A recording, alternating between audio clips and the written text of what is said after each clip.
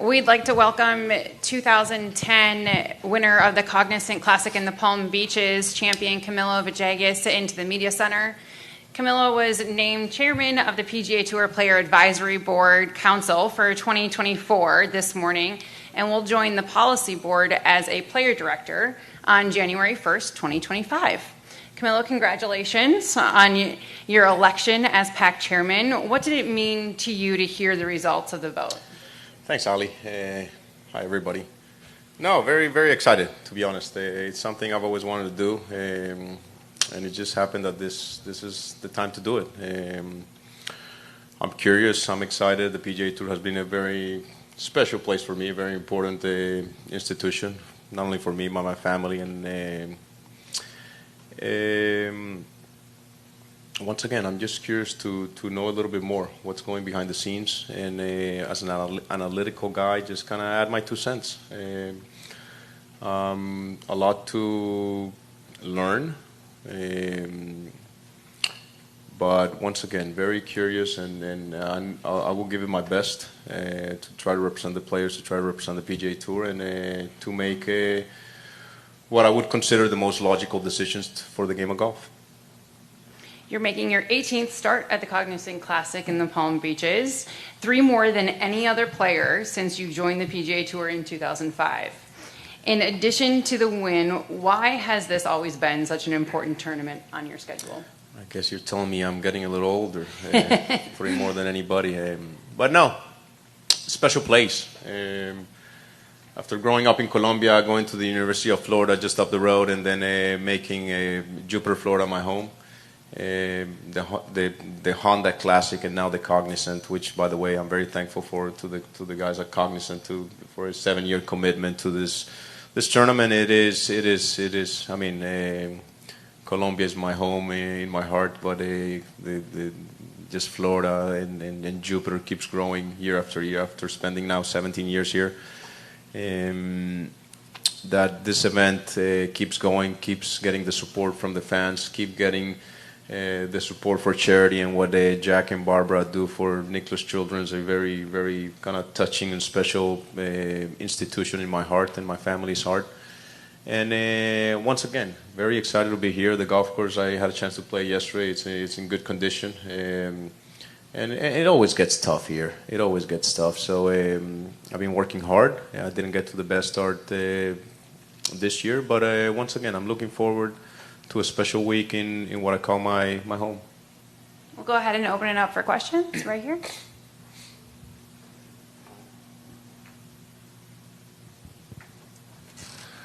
I couldn't help but notice your little eye roll when you mentioned that that you've played this tournament more than anyone else. What is it kind of crazy to think that you're at that point where you have been around more than half your life, it seems like, out here? Is it? Do you ever think about it in those terms? I do. It goes fast, and trust me, as an athlete, you go in circles. And I've been one of those athletes that have gone up and down with my career, which is, believe it or not, the most normal situation. I mean, Rory just left this room, and those careers are not very normal. Mine is a lot more normal than, but it's very interesting. You learn from the ups, you learn from the downs, and you enjoy the process. And that's what I've tried to do. I'm 42. Like we said, I'm not one of the young ones out here anymore. I remember like it was yesterday when they were talking about the young guns, and it was AK, myself, and Sean O'Hare, and other guys that. But yeah, we're in our 40s now, and even though that's just a number, yeah, you do think about it. You do think how much longer, especially.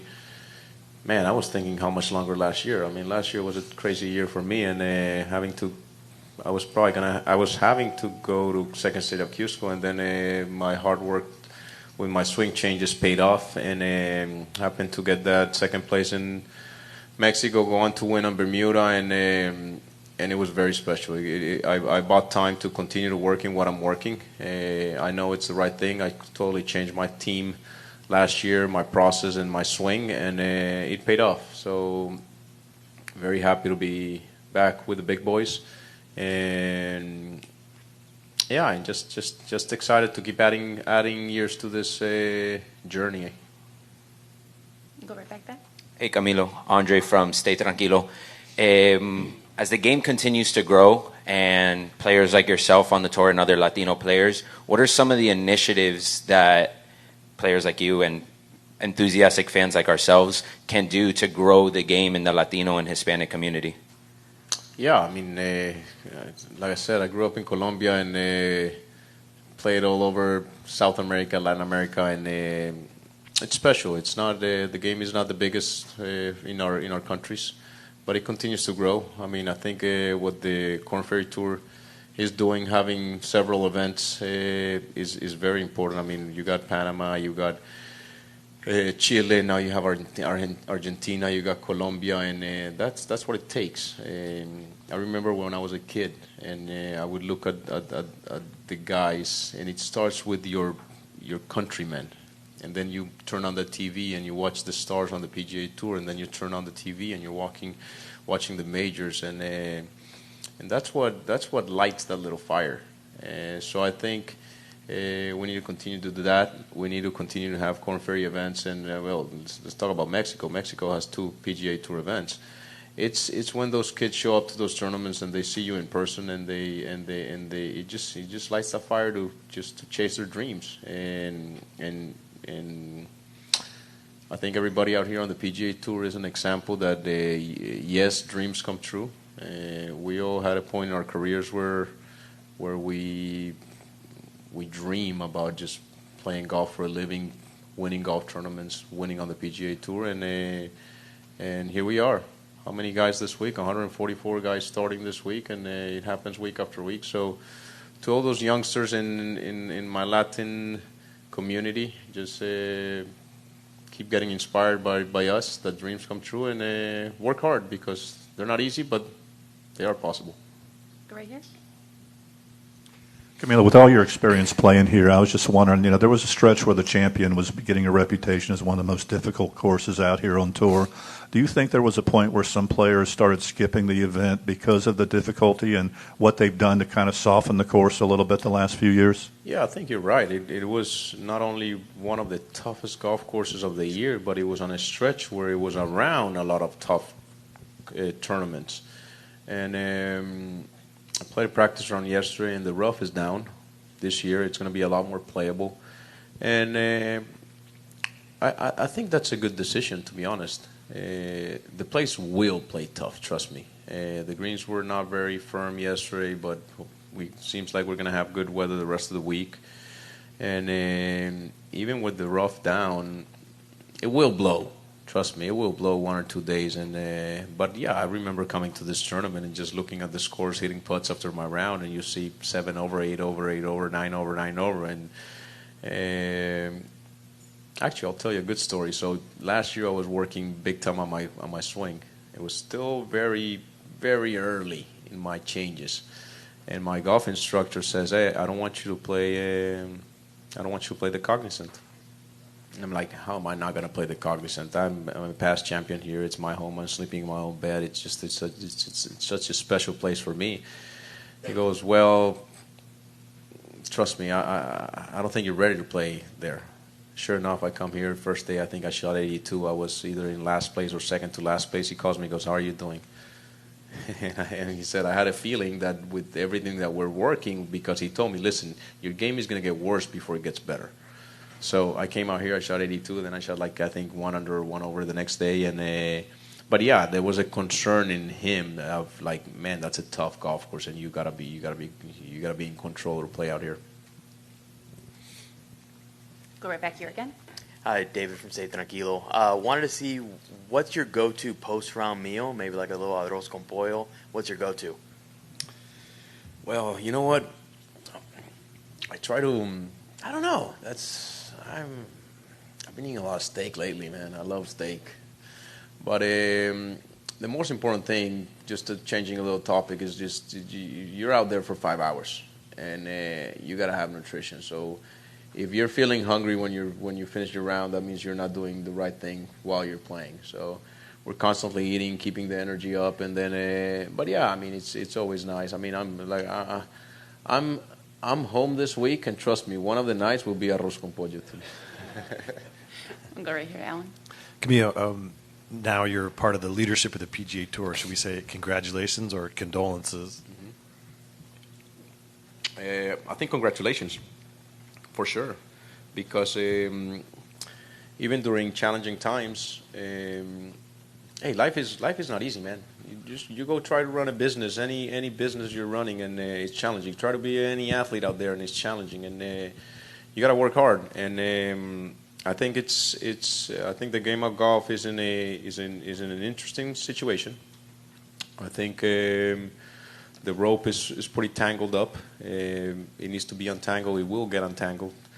How long is it going to take? We don't know. We wish we had a crystal ball, but the game of golf will win. I truly believe that the game of golf will win, and I'm very excited to be part of this group. I know it's going to be a lot of work. I know it's going to be a big commitment. I know it's going to be a big responsibility. But that's kind of how I handle my life. I try to do my best at everything I do, and it won't change anything for this new opportunity. So to me, it's an opportunity to learn, to analyze, to add my 2 cents, and therefore it's a congratulations. Plus, I'm honored to be honest. I'm honored because I was going against Kevin Streelman, and Kevin Streelman. I have so much respect for Kevin because Kevin was the guy I would vote for every time I had an opportunity to do it in these situations. And here I have my peers electing me over him, a guy that I respect a lot. So it just it makes me proud. It makes me proud of myself, and looking forward to this new opportunity. I love all that. The big question hanging over all of this, it seems like, is how can the SSG make money from this enterprise and be incentivized to put more in, perhaps? What is your answer to the question, how does the tour evolve and adapt so it can be a more profitable business that the players and the investors can share in that? Well, I wish I had an answer to the question. I think the question is more than a question, is a topic. And there's a lot of angles and different avenues we have to analyze in order to come up with a solution, if that's what we're trying to get. But trust me, SSG, they're not dumb. They're smart. They've been very successful in everything that they've done, and they saw an opportunity. So once again, I haven't had a chance to talk with them, but I'm very curious to see why they're in it, what are they thinking, how can they improve the product that we have, because for sure there's always room for improvement. And I think more important is how we get more people looking in the same direction with the same purpose. And I think that's what will make this tour stronger, and the game of golf stronger, and SSG's investment. Are your peers coming to you now and bringing you ideas, saying, I think we should do this, I think we should do that? Like, is that part of your role? I just got elected last night, so I got a bunch of texts. Congratulations, by the way. There were positive texts, and I came straight from home here, so I'm sure I'm gonna get more guys to approach me. But again, let's be honest. I mean, 2024 is going to be a learning year for me. I mean, as the chairman of the PAC, I'm not sitting on the policy board, and my goal is to use 2024 to try to learn the most, to be as prepared as I can when I have to sit with the big boys there, the guys that are actually making the big decisions. So it's going to be interesting. It's going to be interesting. But like I told you before, I'm excited. I am going to give it my best. I'm going to try to be as analytical and reasonable as I can be, and add my 2 cents. Take just a couple more. We'll go back here. Hey, Camilo. Based on your experience, what advice would you give a first-time winner on tour? There's been a lot of first-time winners, young kids. What advice would you give them as far as how to handle everything coming at them? Yeah, the winning on the PGA Tour is a life-changing experience. With that comes commitments, responsibilities. But I think it changes the players' expectations, and it can change them for good and for bad. I've been on both sides of the equation. When I won my first tournament on the PGA Tour in 2008, my expectations went up.